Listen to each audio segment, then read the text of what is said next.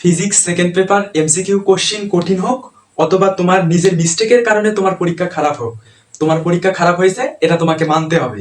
তুমি পাশ করতে পারবা কি পারবা না এই বিষয়টি নিয়ে তোমাকে ভাবতে হবে। তো তোমাদের যাদের আজকে ফিজিক্স সেকেন্ড পেপার পরীক্ষায় এমসিকিউ 3টা 4টা 5টা 6টা এরকম হয়েছে, তারা পাশ করতে পারবা কি পাশ করতে পারবা না? উত্তর হলো যে পাশ করতে পারবা।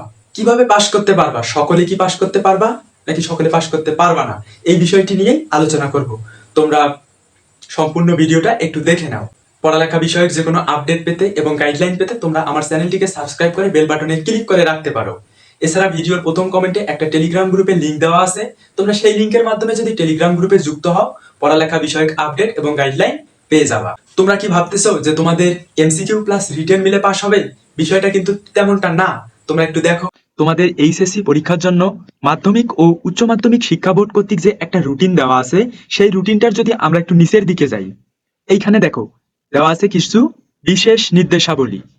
তো আমরা এই বিশেষ নির্দেশাবলীর যদি 7 নাম্বার অপশনটা একটু দেখি, 7 নাম্বার অপশনটা এখানে দেখো কি বলা আছে, পরীক্ষার্থীকে তথ্যীয়, বহুনির্বাচনী ও ব্যবহারিক অংশে পৃথকভাবে পাশ করতে হবে। অর্থাৎ তোমাদেরকে রিটেনে, এমসিকিউ এ এবং ব্যবহারিকে পৃথকভাবে পাশ করতে হবে। তোমাদের এই বিষয়টা নিশ্চয়ই ক্লিয়ার হলো যে তোমাদেরকে পাশ করার জন্য রিটেন, এমসিকিউ এবং প্র্যাকটিক্যালে সম্পূর্ণ পৃথক পৃথকভাবে পাশ করতে হবে। তাহলে তোমাদের যাদের এমসিকিউ খারাপ হয়েছে তারা কিভাবে পাশ করবা? এই প্রশ্নের উত্তর জানার জন্য তোমাদেরকে এইচএসসি পরীক্ষার নম্বর বন্টনের উপর যে একটা নীতিমালা আছে সেই নীতিমালাটা একটু দেখে আসতে হবে।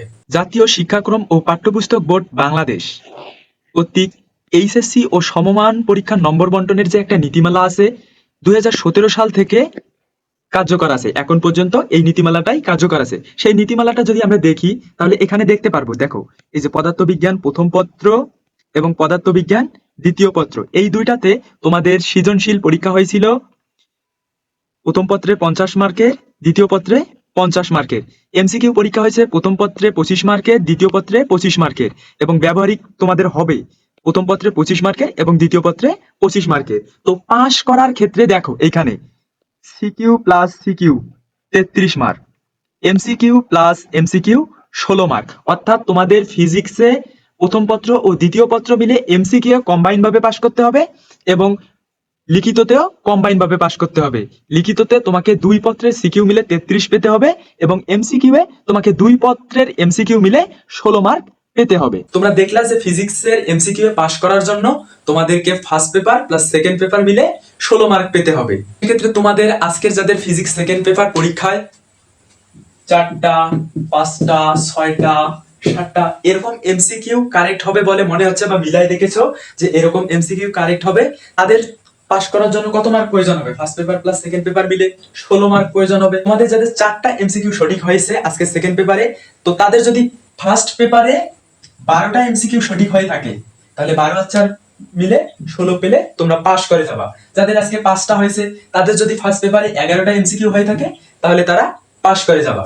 যাদের আজকে 6টা হবে বলে মনে হচ্ছে বা মিলাই দেখেছো, তারা যদি এখন ফার্স্ট পেপারে 10টা এমসিকিউ কারেক্ট করতে পেরেছো তাহলে তারা পাস করে যাবা। যাদের আজকে 7টা এমসিকিউ হবে বলে মনে হচ্ছে বা মিলাই দেখেছো, তারা যদি তোমরা ফার্স্ট পেপারে 9টা এমসিকিউ কারেক্ট করতে পেরেছো তাহলে পাস করতে পারবা, কেননা তখন তোমাদের first paper plus second paper মিলে 16 মার্ক এসে যাবে এমসিকিউ এ। আর তুমি যদি এমসিকিউ এ 16 মার্ক পাও সেক্ষেত্রে পাস করে যাবা।